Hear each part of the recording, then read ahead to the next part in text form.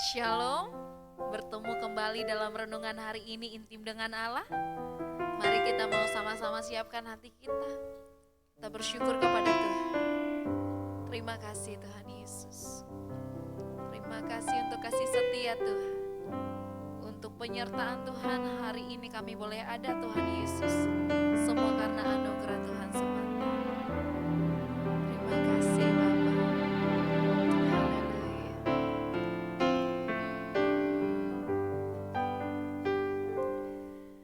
Kasih Tuhan tak berkesudahan, tak habis-habisnya rahmat-Nya, selalu baru setiap pagi, baru setiap hari, besar setiamu Tuhan, besar setiamu.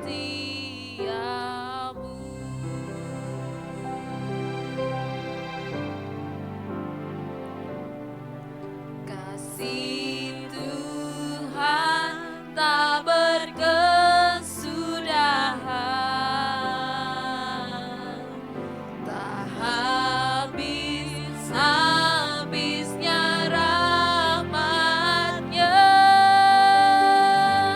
selalu baru setiap hari, baru setiap hari, besar setiamu Tuhan, besar setiamu.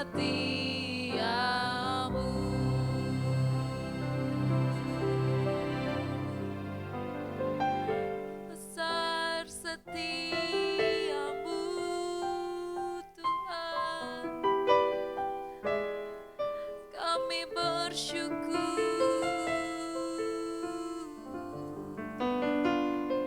Rahmat-Mu selalu baru.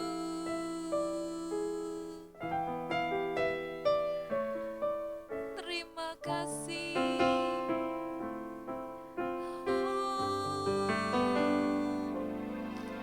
Kasih Tuhan tak berkesudahan, tak habis-habisnya rahmat-Nya,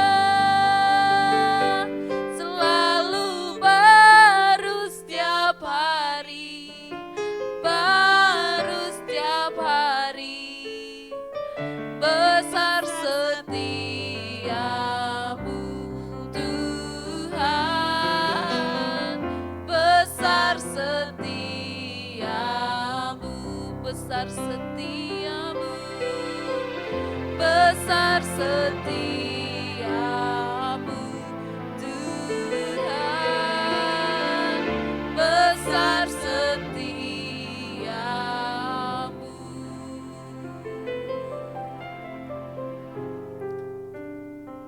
Terima kasih Tuhan Yesus, kami sungguh bersyukur untuk kasih setia Tuhan yang tidak pernah habis-habisnya dalam hidup kami. Terima kasih Tuhan Yesus, Engkau menyertai kami dalam istirahat kami. Sampai hari ini kami Tuhan boleh melakukan segala aktivitas kami, semua oleh karena kemurahan Tuhan, oleh karena rahmat-Mu yang selalu baru di dalam hidup kami Tuhan Yesus. Terima kasih. Dan saat ini Tuhan kami mau siapkan hati kami. Kami mau mendengarkan isi hati Tuhan lewat renungan hari ini. Sampaikanlah ya Tuhan apa yang hendak Engkau ingin sampaikan atas setiap kami lewat renungan hari ini. Kami siap di dalam nama Yesus, haleluya. Shalom Bapak Ibu sekalian, pada saat ini kita akan melaksanakan renungan. Bahan perenungan saat ini berbicara tentang Simson dan Delilah. Simson salah seorang dari 15 hakim yang memimpin bangsa Israel setelah memasuki tanah perjanjian. Simson berasal dari suku Dan. Ayahnya bernama Manoah. Manoah dan istrinya telah sekian lama menikah tetapi belum mendapatkan keturunan. Suatu ketika Tuhan mendatangi istri Manoah dan berkata, "Engkau akan mengandung dan melahirkan seorang anak laki-laki. Tetapi jangan makan sesuatu dari pohon anggur, jangan minum sesuatu yang memabukkan, dan jangan makan sesuatu yang haram." Hakim-Hakim 13 ayat 1 sampai 14. Simson menjadi Nasir. Nasir artinya orang yang dijanjikan Tuhan. Beberapa lama kemudian, istri Manoah melahirkan seorang anak laki-laki dan memberikan nama kepadanya Simson. Tuhan memberkati Simson, dan roh Tuhan menggerakkan hati Simson untuk mengabdikan diri kepada Tuhan. Sementara Delilah adalah seorang perempuan Filistin dari lembah Sorek yang dicintai oleh Simson. Hakim-Hakim 16 ayat yang keempat. Setelah pemerintahan Hakim Abdon, orang Israel melakukan yang jahat di pemandangan Tuhan. Tuhan mengizinkan orang Filistin menduduki tanah Israel selama 40 tahun. Pada waktu itulah Simson dibesarkan. Sebagai Nasir, Simson mengabdikan dirinya kepada Tuhan seturut dengan kehendaknya. Ketika pergi ke Timnah, Simson melihat seorang gadis Filistin. Simson menyukai gadis tersebut. Tertulis dalam Hakim-Hakim 14 ayat yang ke-7. Sepulang dari Timnah, Simson berkata kepada kedua orang tuanya untuk melamar gadis tersebut menjadi istrinya. Awalnya kedua orang tuanya tidak merestui Simson akan menikah dengan gadis Timnah tersebut. Akhirnya kedua orang tua Simson menyetujuinya karena mereka melihat secara samar-samar bahwa tugas Simson sebagai Nasir Tuhan akan segera terlaksana. Ketika mereka ke Timnah untuk melamar gadis tersebut, seekor singa muda mengancam perjalanannya dengan cara mengaum. Berkuasalah roh Tuhan atas Simson, dan Simson menangkap singa tersebut dan mencabiknya tanpa senjata apapun di tangannya. Saat yang dinantikan tiba, mereka berangkat ke Timnah untuk melaksanakan acara pernikahan Simson dengan gadis tersebut. Di tengah perjalanan, ia menyimpang ke tempat bangkai singa yang telah dicabiknya waktu itu. Ternyata ia melihat kawanan lebah dan madunya pada kerangka singa tersebut. Simson mengambilnya dan memberikannya kepada kedua orang tuanya untuk dimakan. Setelah acara pernikahan, Simson melakukan jamuan makan dengan anak-anak muda yang terdapat di tempat itu. Simson memilih 30 orang yang dapat dipercaya untuk mengawalnya selama pelaksanaan acara. Kepada 30 pendamping tersebut, ia sampaikan teka-teki demikian. Dari yang makan, keluar makanan, dan dari yang kuat, keluar manisan. Apakah itu? Jika mereka mengetahuinya, Simson akan memberikan 30 pakaian kebesaran. Tetapi jika kalian tidak mengetahuinya, kalian akan memberikannya kepada saya. Sampai hari ke-7 mereka tidak dapat memberikan jawaban yang benar terhadap Simson. Untuk mendapatkan jawabannya, ke-30 pendamping Simson tersebut mengancam akan membakar rumah istrinya dan seisi rumahnya. Maka perempuan itu membujuk Simson selama 7 hari. Perempuan itu merengek-rengek terus-menerus. Akhirnya hati Simson luluh dan memberikan jawabannya demikian. Apakah yang lebih manis daripada madu? Dan apakah yang lebih kuat daripada singa? Simson harus menepati janjinya. Ia pergi ke Askelon. Ia membunuh 30 orang di sana, mengambil pakaian kebesarannya, dan memberikan kepada mereka. Simson masih merasa kesal karena peristiwa itu. Simson pulang ke rumah ayahnya. Berserang beberapa waktu, Simson mendengar bahwa istrinya telah diberikan oleh ayahnya kepada pengiringnya pada waktu itu. Suatu waktu, ia ingin mengunjungi istrinya. Tetapi orang tua perempuan tersebut tidak memperbolehkan Simson masuk rumah karena anak perempuannya telah dinikahkan dengan orang lain, bekas pengiringnya sendiri pada waktu melaksanakan pernikahan waktu itu.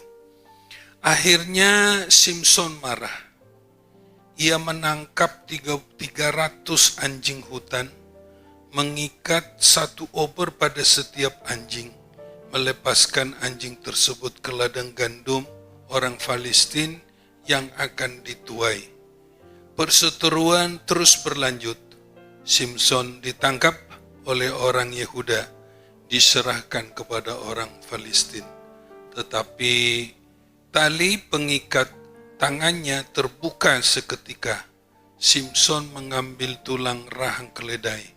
Dengan tulang rahang keledai itu, ia menjatuhkan 1000 orang Palestina hanya dengan beberapa kali ayun. Suatu ketika, Simson dikepung di Gaza. Waktu tengah malam, ia mengangkat pintu gerbang kota. Ia mengangkatnya ke atas gunung sendirian. Orang Palestina telah kewalahan menghadapi Simson. Dalam kondisi seperti itu, ia jatuh cinta dengan Delila. Raja kota orang Palestina mendorong Delila supaya membujuknya, supaya Simson memberitahukan di mana letak kekuatannya. Berhari-hari Delila melakukannya, mendesak dan merengek-rengek. Akhirnya Simson tidak dapat menyembunyikan rahasianya. Aku ini Nazir Allah. Kepalaku tidak boleh kena cukur. Hakim-Hakim 16 ayat yang ke-17. Makna apa yang ingin disampaikan firman Tuhan untuk kita saat ini? Pertama, berpegang teguh kepada firman-Nya. Menjadikan firman Tuhan sebagai standar mutlak bagi orang-orang percaya dalam menjalani kehidupan. Firman Tuhan adalah pegangan hidup satu-satunya bagi orang-orang percaya. Firman Tuhan berkuasa untuk mencipta. Firman Tuhan sanggup memberikan kekuatan saat orang-orang percaya mengalami kelemahan. Kedua, dunia ini akan terus-menerus menawarkan hal-hal yang menarik bagi orang-orang percaya. Selalu membujuk orang-orang percaya supaya lebih berpihak kepadanya, kepada dunia ini. Apa saja dapat dijadikan menjadi umpan yang dapat menjerat orang-orang percaya untuk melupakan Tuhan dan firman-Nya. Kekuatan keyakinan orang-orang percaya bisa pudar, bisa lemah. Orang-orang percaya akan dikuasai. Karena itu Hati-hati pada godaan yang ditawarkan dunia ini kepada kita. Semoga tetap kuat dalam kasih dan kemurahannya, dengan bersekutu dengan Tuhan, berserah diri pada Tuhan, berlindung kepada Tuhan, berdoa, membaca firman Tuhan, dan melayani dalam pekerjaan Tuhan. Niscaya orang-orang percaya akan terlindungi. Terpujilah nama Tuhan, kekal sampai selama-lamanya. Demikian renungan kita saat ini. Kiranya Tuhan memberkati kita sekalian. Kiranya Tuhan memberikan hikmat akal budi kepada kita untuk mempelajari firman-Nya terus-menerus, sehingga iman kita dikuatkan dari sehari ke hari berikutnya. Kiranya Tuhan memberkati. Kita akan berdoa. Mari kita berdoa. Terima kasih Tuhan buat perenungan yang kami lakukan pada hari ini. Kami percaya Tuhan akan terus-menerus menganugerahi kami dengan hikmat dan akal budi yang daripada Tuhan, sehingga setiap kali kami membaca firman-Mu, kami memahami, kami dapat mengerti dan melakukannya dalam kehidupan kami sehari-hari. Jika terdapat di antara sidang jemaat-Mu yang melakukan perenungan saat ini, ada yang sakit, kami percaya karena bilur-bilur-Mu kami telah disembuhkan. Jika ada yang susah, kami percaya akan dihiburkan oleh kuat kuasa Roh Kudus-Mu. Jika ada yang sedang bergumul untuk mendapatkan sesuatu, tolonglah mereka agar mereka dapat melakukan tugas dan tanggung jawab mereka sesuai dengan kehendak-Mu. Inilah Tuhan diri kami, keluarga kami, pekerjaan kami, gereja kami serahkan di dalam tangan kuasa Tuhan. Dalam tangan Tuhan kami aman dan tentram. Terpujilah nama Tuhan, kekal selama-lamanya. Kami percaya Tuhan mendengar doa kami yang kami panjatkan di dalam nama Tuhan kami, Yesus Kristus. Kami berdoa dan bersyukur. Amin.